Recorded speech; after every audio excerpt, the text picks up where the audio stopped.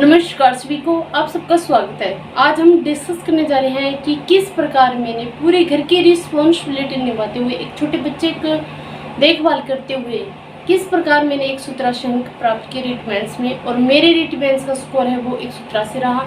और OBC category से, और ओबीसी कैटेगरी की मेरिट रही थी 187 पॉइंट समथिंग। और पिछड़ने का मेरा क्या कारण रहा और मैंने किस प्रकार तैयारी करी, और पूरे घर की रिस्पॉन्सिबिलिटी के साथ मैंने किस प्रकार अपने टाइम को मैनेजमेंट करके इसे मैं निकाल कर एक हाउस वाइफ होते हुए अच्छे बेहतरीन अंक किस प्रकार तैयार प्रिपरेशन है। नमस्कार सभी को, आप सबका स्वागत है अपने YouTube चैनल पे। आज हम डिस्कस करने जा रहे हैं कि किस प्रकार मैंने एक हाउस वाइफ होते हुए घर के काम के साथ साथ एक बच्चे की देखभाल करते हुए किस प्रकार मैंने रीट मेंस में अपना अच्छा बेहतरीन स्कोर किया, और वो स्कोर मैंने किया कितना है, ये सब क्या कि हम इसी वीडियो में डिस्कस करेंगे।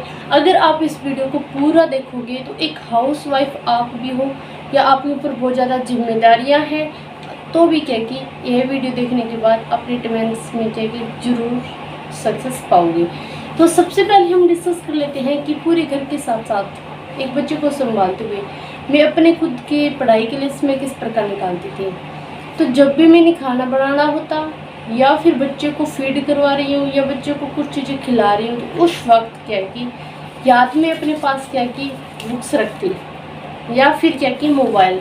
तो जब बच्चे को खाना खिला रही हूँ तो उस वक्त क्या कि हम मोबाइल का यूज़ तो नहीं कर सकते, लेकिन अपने पास क्या कि इस प्रकार हम बुक्स ज़रूर रख सकते हैं। जब भी हम बच्चे को खिलाएंगे तो साथ साथ क्या कि जो चीज़ें हमें याद नहीं हो रही है, जैसे कि हम साइको की डेफिनेशन ले सकते हैं, शैक्षणिक रीति विज्ञान है, उनको क्या कि चीज़ों को हमें समझ के क्या कि याद करना पड़ेगा।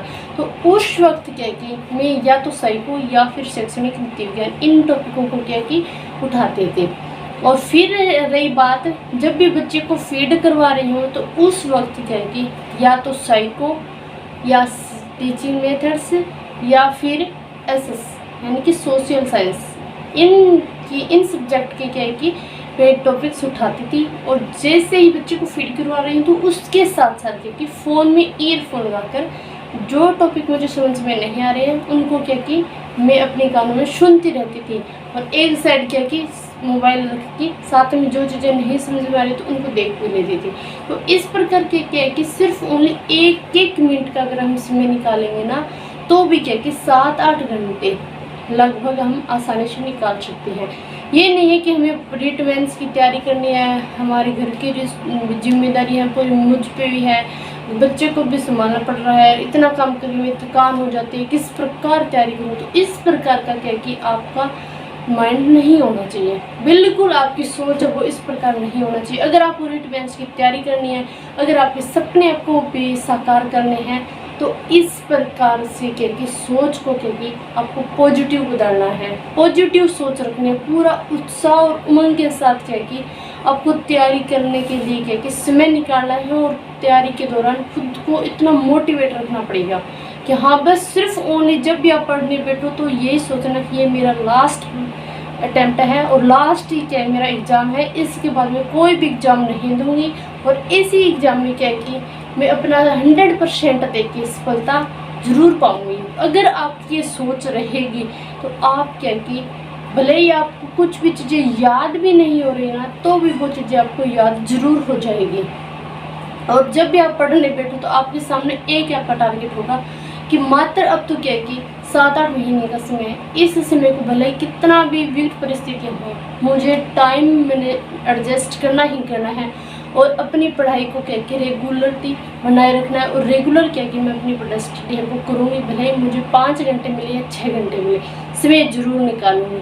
क्योंकि अगर आपने आज संघर्ष कर लिया ना, तो नेक्स्ट जो भी हमारी ज़िंदगी है, जितना भी हमारा और समय है, वो आसानी से गुजर जाएगा।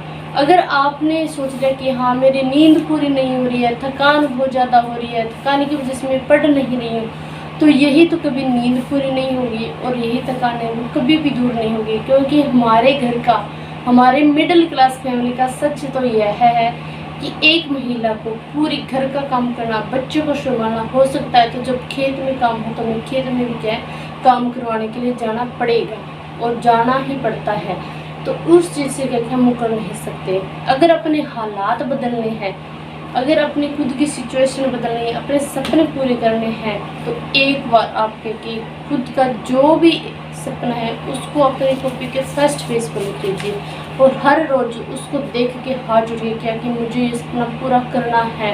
और जब मेरी सैलरी आएगी और जब मैं बच्चों को पढ़ाने जाऊँगी तो कितना अच्छा फील होगा। इस प्रकार की क्या कि अपने अंदर पॉजिटिविटी रखो, अपनी सोच को सकारात्मकता की ओर लेके जाओ। नहीं कि ये सोचो कि पड़ोसी ने ये कह दिया, रिश्तेदार ने ये कह दिया, घर वालों ने ये कह दिया। इस प्रकार की सोच सीखे कि आप परे हो जो कि जो कहे उनको कहने दो। मात्र हमारे पास कि 6-7 महीने का समय है, भले ही आप किसी भी एग्जाम की तैयारी कर रही हो, उसके लिए कह के अपना 100% लगा दो। अपना पूरा समर्पण के साथ लेके अगर तैयारी करोगे तो 100% कह के अपना सपना है वो साकार जरूर होगा।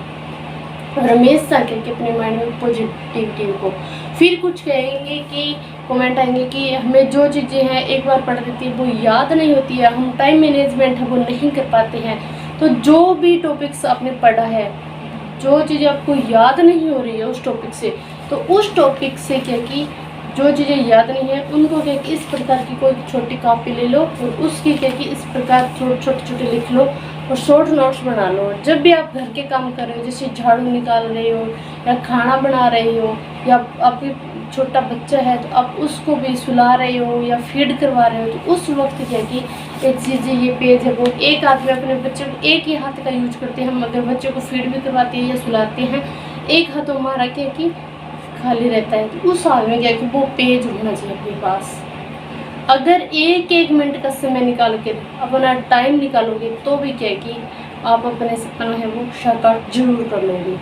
फिर क्या कि जब भी आप खाना बना रहे हो तो उस वक्त आपके पास या तो मोबाइल में क्लास से लगा लो या फिर क्या कि अपनी कोई भी बुक्स है आप उस बुक्स को रख लो। वो बुक्स से जो टॉपिक पढ़ो जो आपको क्या कि 1-2 बार आपने पढ़ लिए हैं, उन्हीं चीज़ों को क्या कि बार बार वहाँ उस 1 घंटे का तो समय लग ही जाता है, तो 1 घंटे का समय क्या है वहाँ पे सदुपयोग करो। फिर हम डिस्कस करते हैं कि नींद कंट्रोल नहीं हो रही है। नींद बहुत ज़्यादा आती है क्योंकि घर के काम करने के बाद और बच्चों को संभालने के बाद थोड़ा सा हमें बहुत सा लगने लगता है कि हमारी नींद पूरी नहीं हो पाती है। लेकिन अगर आप 5 घंटे की नींद ले लेते हो ना तो वो भी काफ़ी है। जब भी आप कुछ कमेंट आएंगे कि हम बच्चे को सुलाते हैं या जब भी पढ़ने बैठते हैं तो हमें नींद आ जाती है, तो अपना शेड्यूल तैयार करो। अगर आपको दिन में 1 घंटे की नींद ले लेना तो शाम को क्या कि आपको 5 घंटे की नींद नहीं लेनी है, सिर्फ मात्र क्या कि आपको 4 घंटे की नींद लेनी है। और इस चीज़ को क्या कि आपको खुद को ही कंट्रोल करना पड़ेगा कि नींद है इसको हम खुद किस प्रकार कंट्रोल करें। कोई और कंट्रोल करने के लिए क्या कि आपको कोई एडवाइस नहीं मिलेगा।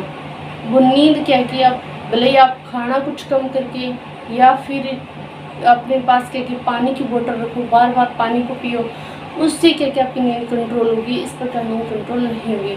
अगर आपको सक्सेस होना है तो नींद और निंदा इन 2 चीज़ों पर अगर आप कंट्रोल कर लोगे ना, विजय पालोगे ना, तो आपका सपना पूरा होने से कोई नहीं रोक सकता।